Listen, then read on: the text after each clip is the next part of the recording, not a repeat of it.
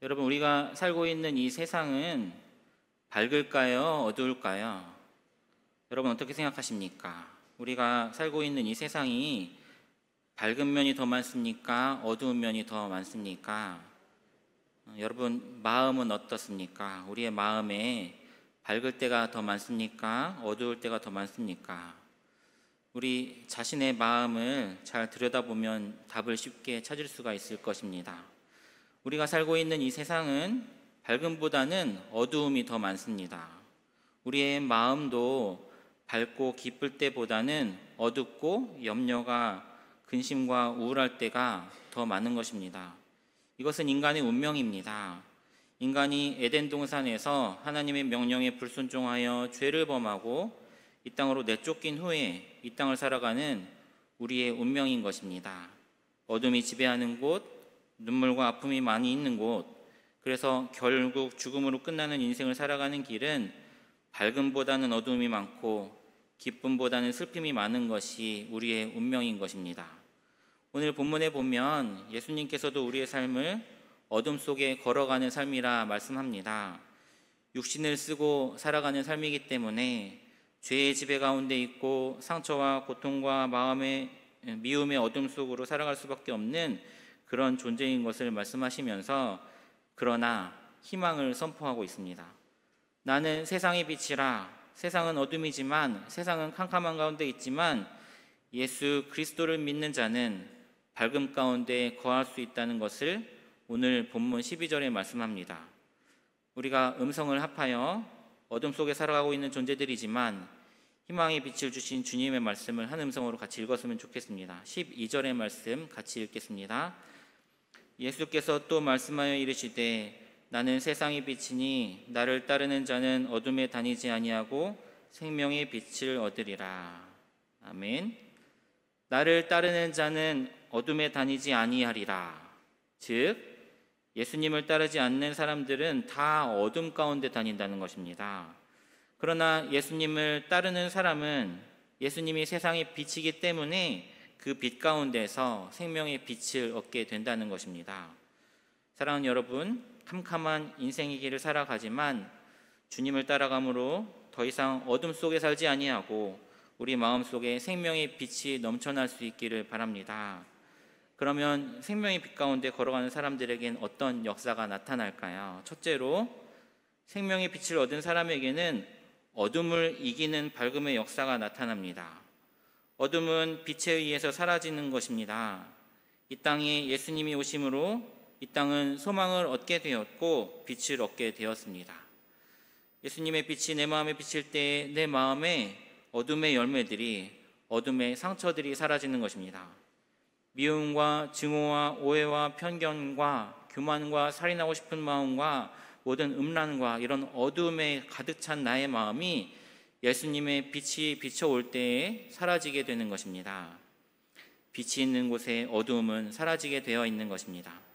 창세기 1장에 보면 천지창조의 장면이 기록되어 있습니다. 그때에 하나님께서 천지창조를 하시면서 첫 번째 하신 말씀이 빛이 있으라 하신 말씀입니다. 하나님은 천지창조하실 때에 제일 첫날 빛을 창조하셨습니다. 세상이 어둠 가운데 있기 때문에, 그리고 하나님의 속성이 빛이기 때문입니다. 그렇습니다. 예수님의 빛이 비칠 때에 내 삶의 어두움이 사라지게 되어 있습니다. 내 마음의 어두움이 사라지는 것입니다. 내 얼굴에서 어두움이 사라지는 것입니다. 그리고 나의 입술에서, 나의 언어에서 어두움의 언어가 사라지는 것입니다. 빛 가운데 거하시는 우리가 되기를 바랍니다. 두 번째로 세상의 빛이신 예수님 가운데 걸어가게 될 때에 우리에게는 열매가 맺히는 역사가 나타납니다. 빛이 비칠 때 싹이 나고 잎사귀가 나고 꽃이 피고 열매를 맺는 것처럼 세상에 빛이신 예수님이 내 안에 거하실 때에 우리가 주님의 말씀을 들을 때에, 그리고 그 주님의 말씀을 따라 살려고 노력할 때에 우리에게는 열매가 있게 되는 것입니다. 내 입술의 열매가 바뀝니다. 전에는 입만 열면 부정적인 얘기였습니다. 입만 벌리면 못 살겠다 이야기합니다. 입만 벌리면 남을 공격하고 비난하고 비판하는 말들을 합니다. 그의 얼굴은 항상 화가 나 있는 것처럼 보입니다. 그의 삶의 모든 것들이 다 비뚤어져 있습니다. 그러나 빛이신 예수님이 임하게 될 때에 그의 표정이 변합니다. 늘 우울하고 인상 썼던 그의 얼굴이 펴지고 그의 말이 달라집니다. 긍정적이 됩니다. 남의 허물을 볼 때 덮으려고 합니다. 칭찬과 덕을 세우는 말을 합니다.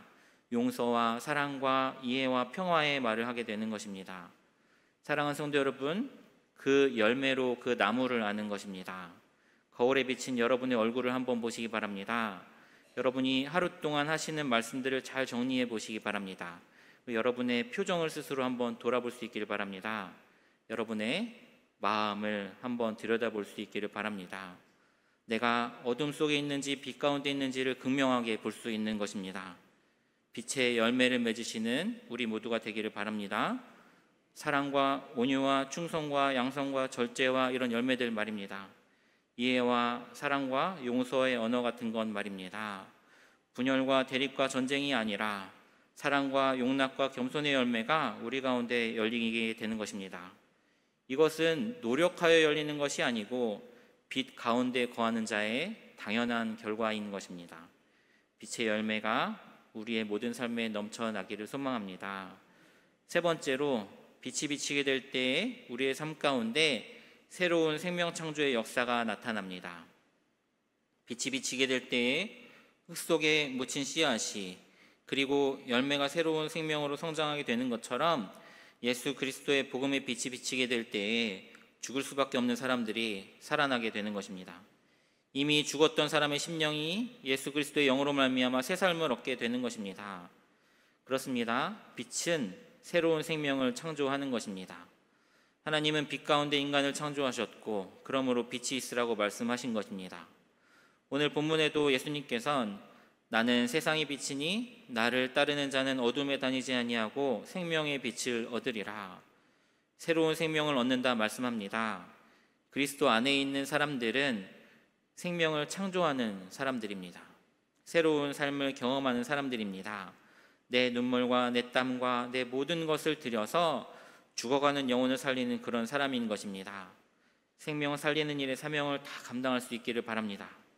오늘 우리 주변에는 하나님을 알지 못하고 죽어가는 사람들이 너무나 많습니다. 물질적인 어려움 가운데 죽어가는 사람들 많습니다. 육신의 쾌락에 빠져서 죽어가는 사람들이 많이 있습니다. 빛을 받은 우리들, 그들에게 주의 복음으로 살려내야 합니다. 이것이 주님이 우리 가운데 명하신 명령이기 때문입니다. 네 번째로, 세상에 빛이신 예수님의 빛을 받은 생명의 빛의 자녀들은 희생의 역사가 있어야 합니다. 빛이 자신을 녹여 어둠을 이긴 것처럼 예수님께서 자신의 피와 살을 찢으심으로 우리의 죄를 구원하셨듯이 희생은 빛의 자녀들의 마땅한 결과여야 하는 것입니다. 그의 가르침을 따르는 제자들에게 희생의 역사는 계속적으로 나타나야 되는 것입니다. 1950년대에 우리나라는 참 힘들었습니다. 전쟁이 끝나고 다 먹고 살기 힘들었고 부상당한 사람들이 많았습니다. 위생 상황도 좋지 못해서 병들이 창궐했는데 그 병들 가운데 천형이라고 불리는 가장 힘든 병이 있었으니 한센시 병이라고 불리는 나병이었습니다. 흔히 문둥병이라고 알려졌던 이 병은 살이 썩어 들어가고 피고름이 흐르는 참 흉측한 병이었습니다. 전염성이 너무나 강해서 나병에 걸리기만 하면 다 마을에서 쫓아내고 그의 물건을 다 태워야 되는 그런 때였습니다. 국가의 체제도 제대로 갖춰져 있지 않고 가난했던 그 시절에 수만 명, 수십만 명의 나병 환자들이 들과 산과 마을을 헤매고 다녔습니다. 선교사님이 들어와서 이들을 위한 수용소들을 짓기 시작했습니다. 정부에서 지은 수용소로는 턱없이 부족했습니다. 곳곳에 움막을 짓고 선교사님들이 와서 이들을 수용하며 돌보게 되었습니다. 미국에서 간호사인 한 선교사님이 들어와서 수십 명의 나병 환자들을 돌봅니다. 그들의 피고름을 치료하고 약을 발라주고 언제 병이 전염될지 모르는 상황 가운데서도 헌신적으로 봉사하는 그 장면을 보고 미국에서 후원자들이 왔다가 눈물과 감동의 시간을 갖습니다. 한 분이 그걸 사진으로 찍었습니다. 그리고 이렇게 말합니다. 이 사진은 수백만 불짜리다. 이 사진은 몇백만 불을 준다고 할지라도 저 일에 나는 절반도 할 수 없어 라고 이야기를 합니다. 그때 피고름을 다 뒤집어 쓰고 일을 마친 간호사가 이야기합니다. 저도 수백만 불을 준다고 해도 이 일을 할 수가 없습니다. 그런데 이 일을 왜 하는 거예요? 그 간호사가 말합니다. 그 선교사님이 내 속에 있는 예수 그리스도의 사랑이 이 일을 강건케 하십니다.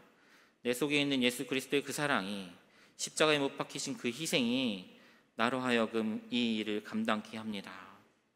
사랑하는 성도 여러분, 하나님의 사람은 희생의 사람인 것입니다. 자신의 몸을 녹여서 어둠을 쫓아낸 촛불과 같이 자신의 몸을 찢어서 우리를 구원하신 예수님처럼 희생하는 것, 그것이 바로 그리스도인의 빛의 자녀들의 마땅한 사명인 것입니다. 빛이 비칠 때에 어둠이 물러갑니다. 밝음의 역사가 있습니다. 빛이 비칠 때에 열매가 맺히게 됩니다. 빛이 비칠 때에 생명 창조의 역사가 있고 빛이 비칠 때에 희생이 나타나게 되는 것입니다. 예수님께서 이 말씀을 하시자 바리새인들이 다시 논쟁을 합니다. 이들의 비뚤어진 시각으로 예수님을 공격합니다. 13절에 바리새인들이 이르되 내가 너를 위하여 증언하니 내 증언은 참되지 아니하도다. 내가 너를 위해서 말하니 네 증언이 바르지 않다라고 예수님이 말에 반박을 합니다. 하자 예수님께서 14절 이하에 이들의 문제 제기에 대해서 대답을 하시는데 14절로 이어지는 말씀에 귀중한 세 가지의 영적 진리를 말씀합니다. 14절 말씀입니다. 예수께서 대답하여 이르시되 내가 나를 위하여 증언하여도 내 증언이 참되니 나는 내가 어디서 오며 어디로 가는 것을 알거니와 너희는 내가 어디서 오며 어디로 가는 것을 알지 못하느니라. 너희는 육체를 따라 판단하나 나는 아무도 판단하지 아니하노라. 이 예수님의 말씀의 핵심은 너희 바리새인들은 육적인 관점으로만 바라보기 때문에 영적인 일을 이해하지 못한다는 것입니다. 나는 내가 어디서부터 와서 어디로 가는지에 대한 영적인 지식이 있기 때문에 내가 영적인 면으로 말하는데 너희는 육적인 시각으로 듣기 때문에 이해하지 못한다는 것입니다. 사랑하는 여러분, 인간은 영적인 존재입니다. 우리에겐 육신도 있고 우리에겐 정신도 있지만 우리에게 영이 있습니다. 그러므로 인간을 바로 이해하기 위해서는 육적인 눈으로만 아니라 정신적인 눈으로만 아니라 영적인 시각으로 바라보아야 합니다. 여러분, 세상에 죄악이 사라지지 않는 이유도 마찬가지입니다. 세상에 있는 모든 대안은 육적인 문제만을 해결하려고 이야기합니다. 죄를 지은 사람을 감옥에 가두면 죄가 없어질 것이라고 생각합니다. 경찰의 숫자를 늘리고 CCTV를 많이 늘려놓으면 죄가 사라질 것이라고 생각하지만 한계가 있습니다. 그런 죄악 가운데 살아가고 있는 병든 인간의 영을 바라보아야 합니다. 세상의 병원은 대증 치료만을 합니다. 증상에 대한 치료가 의학의 기본입니다. 왜 이 살이 썩었는가? 왜 감기에 걸렸는가? 그의 간이 왜 상하였는가? 그것에 대한 깊은 통찰을 가질 여유가 없습니다. 인간의 육신의 질병의 많은 경우 그 마음으로부터 오기도 하고 그 영으로부터 오기도 하는 것입니다. 그 영과 마음이 치료되지 않고는 육신의 완전한 건강함이란 존재하지 않는 것입니다. 이와 같이 인간을 이해함에 있어서 육과 혼과 더불어 영적인 이해가 있어야 합니다. 하지만 바리새인들은 이런 이해를 하지 못했습니다. 예수님을 육신으로만 판단합니다. 제대로 된 대학도 나오지 못한 사람, 시골 사람, 목수의 아들, 젊은 사람 무엇 알겠느냐? 이런 육신적인 판단이 바로 영적인 진리의 눈을 어둡게 한 것입니다. 둘째로 예수님이 말씀하십니다. 17절의 말씀입니다. 너희 율법에도 두 사람의 증언이 참되다 기록되었으니 내가 나를 위하여 증언하는 자가 되고 나를 보내신 아버지도 나를 위하여 증언하시느니라. 아멘. 예수님의 증언은 예수님만의 증언이 아니라 나를 보내신 아버지, 즉 하나님의 증언이 함께하고 있다는 것입니다. 성경을 믿는 우리는 이 사실을 잘 알고 있습니다. 예수님이 오시기 전부터 하나님께서는 선지자들을 통해서 메시아의 탄생을 예언하셨습니다. 예수님이 사역을 하실 때도 하나님이 친히 말씀하셨지요. 요단강가에서 세례를 받을 때에 하늘이 열리고 하나님의 음성이 있었습니다. 예수님이 일으키신 많은 기적들, 물 위를 걸으시고 오병이어의 기적을 나타내시고 죽은 자를 살리시고 하는 모든 것들은 하나님이 함께 하시지 않고는 행할 수 없는 그런 기적들이었습니다. 그러므로 믿는 눈으로 예수님의 사역을 바라보면, 열린 마음으로 주님의 말씀에 귀를 기울이면 주님이 행하신 일은 하나님이 행하신 일이라는 것을 보게 됩니다. 하지만 이들은 이것을 믿지 않았습니다. 왜요? 마음 문을 닫았기 때문입니다. 사랑하는 여러분, 의심하는 마음과 닫힌 마음은 하나님의 말씀이 선포되어도 그 귀에 들어가지 않는 것입니다. 바리새인과 같은 사람의 마음입니다. 주님 지금 그것을 지적하시는 것입니다. 내 증언은 하나님의 증언과 함께하고 있다. 우리 모두가 마음의 문을 열고 귀를 열고 하나님의 말씀을 열린 마음으로 들어야 하겠습니다. 바리새인들은 편견에 사로잡혀서 하나님의 증언조차 듣고 있지 않습니다. 예수님이 이 말씀을 하시자 19절에 이에 그들이 묻되 내 아버지가 어디 있느냐? 예수께서 대답하시되 너희는 나를 알지 못하고 내 아버지도 알지 못하는도다. 나를 알았더라면 내 아버지도 알았으리라. 내 아버지가 어디 있느냐 묻고 있습니다. 요셉 목수를 말하는 것이죠. 예수님은 지금 영적으로 말씀하시는데 그들은 육적으로 물어보는 것입니다. 그러자 예수님께서 말씀하십니다. 너희는 나도 모르지만 너희가 믿노라고 말하고 있는 하나님에 대해서도 알지 못하는도다 라고 책망하십니다. 세상에 보면 이런 사람들이 참 많이 있습니다. 자기 의에 갇혀서 자기 고집에 빠져서 자기만의 경험을 절대화하여서 하나님을 믿노라고 이야기는 하지만 하나님의 뜻대로 살아간다고 말하지만 하나님과는 전혀 상관이 없는 죄악의 길을 걸어가고 있는 사람들 말입니다. 바로 바리새인들입니다. 육신의 죄를 짓고 있는지 모릅니다. 눈에 보이는 죄를 짓고 있지 않는지 모릅니다. 하지만 그들의 마음은, 그들의 신앙은 하나님을 믿는 것이 아니라 자기 의를 믿고 있는 것입니다. 그러기에 예수님께서는 너희는 나만 안 믿는 것이 아니라 하나님도 믿지 않는 것이다 라고 지적하시는 것입니다. 여러분, 오늘 말씀 앞에서 나를 점검해 볼 수 있기를 바랍니다. 내가 이런 바리새인 같은 사람은 아닌지, 내가 영적인 일에 대하여, 영적으로 이해될 일에 대하여 육적인 판단으로, 육적인 지식으로 그것에 대하여 오해하고 있지는 않은지, 내가 의심과 마음을 닫고 있으므로 혹 예수님의 증언뿐만 아니라 하나님의 증언까지도 듣지 않고 있는지, 내가 자기 의에 빠져서 편견에 빠져서 하나님을 믿노라고 말은 하는데 사실은 내가 만든 나의 우상을 믿고 있지 않은지 한번 돌아볼 수 있기를 바랍니다. 바리새인들과 같은 이런 의심과 부정과 비난의 생각들을 다 내려놓고 정직하고 겸손한 마음으로 나를 십자가 앞에 돌아보며 겸손히 엎드리는 우리 모두가 될 수 있기를 바랍니다. 그때에 주님의 빛이 비치게 되는 것입니다. 그때에 생명을 살리고 희생하고 열매가 열리고 어둠이 사라지는 역사가 나타나는 것입니다. 우리 모두의 삶이 오늘 이런 빛 가운데 승리하는 삶이 다 될 수 있기를 간절히 소망합니다. 기도하시겠습니다. 사랑의 아버지 하나님, 나는 세상의 빛이니 나를 따르는 자는 어둠에 다니지 아니하고 생명의 빛을 얻으리라 말씀하신 주님의 말씀을 마음에 간직하며 세상의 빛이신 주님의 빛과 더불어 내 마음 속에, 내 주변에 어둠이 사라지게 하여 주시옵소서. 열매 맺기 원합니다. 새로운 생명 창조의 역사가 나타나게 하여 주시옵소서. 희생의 역사 가운데서 우리가 머물게 하여 주시옵소서. 그를 위하여 주님께 우리의 삶을 맡기며 하루하루를 빛 가운데 걸어가게 하여 주시옵소서. 예수님 거룩하신 이름으로 간절히 기도드리옵나이다. 아멘.